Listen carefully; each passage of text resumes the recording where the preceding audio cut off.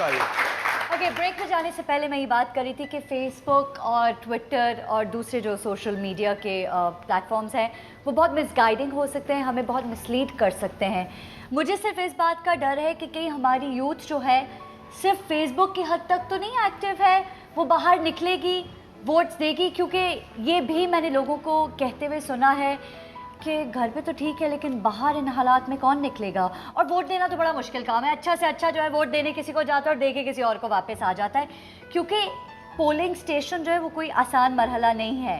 اب polling station exactly کیا ہوتا ہے, اس کے اندر جا کے کیا ہوتا ہے, ہمارے ساتھ یہ تناز صاحبہ سے پوچھیں گے. But Naresh, I want your views on the social media and how truthful you are being on this media. Social media سے صرف یہی کہ اگر ووٹنگ سوشل میڈیا پہ کر دیں تو سب کچھ ہو جائے گا, چینج ول کم. کیونکہ سوشل میڈیا پہ جو ہوتا ہے باہر سوچتے ہیں لوگ, سوشل میڈیا پہ کسی کو سپورٹ کر دیا, نو وری.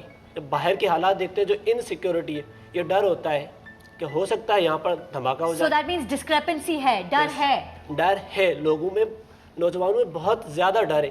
وہ کہہ دیتے ہیں سوشل میڈیا میں کہ ہم یہ بھی کریں گے, ہم یہ بھی کریں گے, ہم یہ بھی کریں گے. جب گھر سے باہر نکلتے امی کی آواز آتی ہے بیٹا کہاں جا رہے ہو, تب اسے احساس ہوتا ہے کہ ہاں کیا ہونے والا ہے. امی بمشکل اسکول جانے دیتی بچوں کو, تو ووٹ کرنے دے گی کہ نہیں؟ This is also very important question that parents are facing now, صاحبہ. Well, I believe that it depends upon the youth. If you want to come out and you really think, because you know, if not now, then never. So this is probably the last chance. If you're not going to come out this time, you will never get a chance to vote next time, I must say. Unfortunately, جو ہماری صورتحال ہے.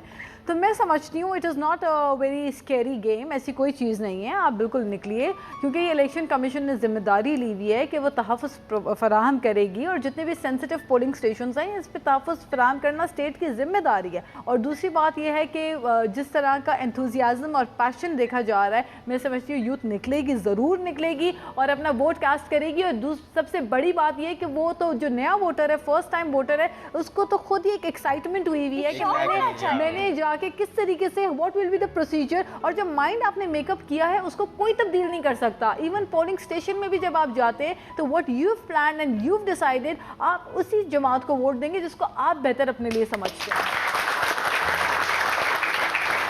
عامر صاحب, اسی context میں ایک سوال کریں گے آپ سے کہ کیا ہم اپنی یہاں کی یوتھ کو, رورل ایریاز کی یوتھ یا ان کی مینٹیلٹی کو چینج کرنے کے لیے یوز کر سکتے ہیں, just to make sure that this power of voting is there across all Pakistan?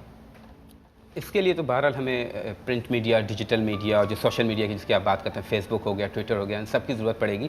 But again I would come to کہ ایسے شوز ہونے چاہیے, ایسے ایونٹس ہونے چاہیے جس میں ہم ایز اے فیملی یونٹ بات کریں.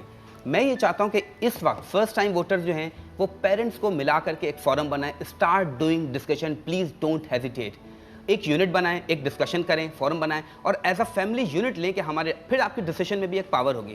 اب وہ ڈیسیشن جو کہ as a whole family unit کے طور پہ لیا جائے گا کہ دس از واٹ دا ہسٹری, بیٹا تم نہیں جانتے تھے, that's been the history, 3 or 2 times they have been elected, they what they have done, this is what the budget has been announced, this is good point. اس thought process کے بارے میں ہم again back stage ہماری کافی discussions ہوتی ہے, اور وہی چیزوں کو ہم آپ کے سامنے پھر لانے کی کوشش کرتے ہیں.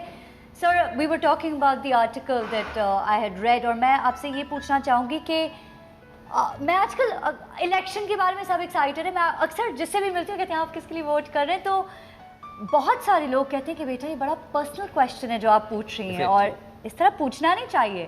اینڈ دو میں اچھی خاصی پڑھی لکھی یا ٹکٹ والی لڑکی ہوں, مجھے نہیں پتا تھا کہ یہ واقعی ایک پرسنل چوائس ہے. But my mind is very curious to know and to learn کہ اس چوائس تک, اس ڈیسیجن تک پہنچنے کے لیے ہمیں کن کن چیزوں کے بارے میں سوچنا چاہیے, کیا تھاٹ پروسیس ہونا چاہیے. دیکھیں, میں یہ نہیں چاہتی کہ لوگ مجھ سے یہ کہیں کہ جی ٹھیک ہے ہم پچھلے 4 سالوں سے اس کے لیے ووٹ ڈال رہے ہیں, یا پچھلی دفعہ ہم نے اس کو ووٹ دیا تو اس دفعہ بھی اسی کو دے دیتے ہیں, یا خالہ اماں ابا جو ہیں وہ اس کو ووٹ دے رہے ہیں تو ہم بھی چل پڑتے ہیں اور اسی کو ووٹ دے دیتے ہیں. No, I don't want to be a follower, I want to make a very educated decision. So I'd like to ask all 3 of you, how is it that we are to reach this educated decision and decide? To make sure that we have used the power correctly. कैसे First of all, तो मैं कैसे आपके इस notion को support करूंगा कि definitely ये कोई मजहब की बात नहीं है कि हम इसकी अंधी तकलीद करें कि वट एवर बी फॉलोइंग हमें उसको फॉलो करना है। बहरहाल we have to be very rigid and Orthodox. ये है एक चेंज के बाद, इसमें बहुत सारे हमारे जो हैं वो इंटरेस्ट हैं सोसाइटी के भी और पर्सनल भी। इसमें एक जो मैंने बात कर दी, दैट्स अ पार्ट कि फैमिली यूनिट के तौर पे होना चाहिए। इससे डिसीजन में पावर आती है, लॉन्ग लास्टिंग होते हैं और अब लॉन्ग टर्म बेनिफिट्स को सामने रखते हुए फैसले किए जाएंगे। और सर कौन से फैक्टर्स होंगे जिनको आपने फोकस करना है? मैं ये समझता हूँ 2 फैक्टर से ज़रूर होने चाहिए। आप किसी भी पार्टी, किसी भी लीडर को इलेक्ट कर रहे हैं, इंडिपेंडेंट को भी इलेक्ट कर सकते हैं। There must be a vision and mission. एक तो मिशन स्टेटमेंट उसका देखें, उसका मिशन स्टेटमेंट है क्या, वो क्या चाह रहा है, ठीक है, और एक विजन, वो विजनरी है कि नहीं है। कर तो बहुत कुछ रहा है, एफर्ट्स तो बहुत कुछ है, कि ऐसा तो नहीं है कि वो सारी एफर्ट जो इन वेन एट द एंड कुछ नहीं बचे। ठीक है, अगर आपको लीडर बताता है मैं आपको रोटी दूंगा, कपड़ा दूंगा, मकान दूंगा, why don't you ask for the 4th thing? रोटी कपड़ा मकान को तो बहुत पुराना नारा है, तो हम बताना चाहिए चाह रहे हैं, मैं ये चाह रहा हूँ Not that पहुंचे नहीं है ना वो सर। तीन चीजें नहीं मिली तो फिर वो तीसरे वोट को हम ऐसे यूज़ करके बेटर सिलेक्शन। अगर जैसे एक कॉन्स्टिट्यूंसी में बहुत ज़्यादा लोग खड़े हैं, अब उसमें देखना है कौन बहुत ही कम करप्ट है।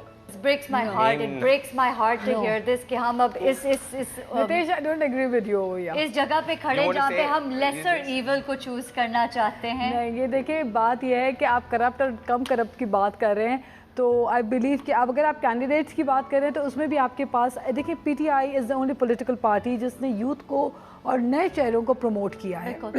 हमारी कोशिश ये रही है कि 25% हमने यूथ का टारगेट रखा था, लेकिन 35% हमने अपने यूथ कैंडिडेट्स को चांस दिया है आगे आने का। I am the example of that. I am not a corrupt person.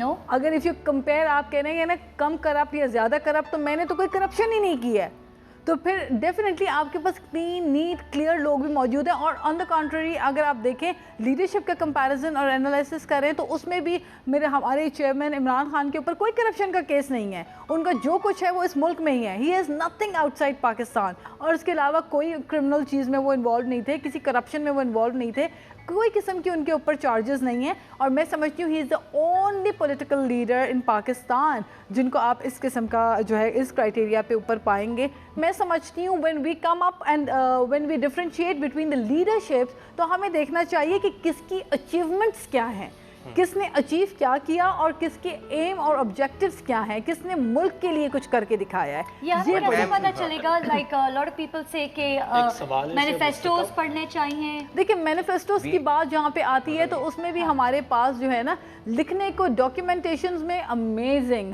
पाकिस्तानियों से कोई अच्छा लिख ही नहीं सकता, इतना बेहतरीन हम ये कर देंगे, हम दूध की नहरें बहा देंगे, हम शहरी नहरें बहा देंगे। We're going to take a short break. हम बहुत जल्द वापस आते हैं। Stay tuned to Kal Aaj Asaari।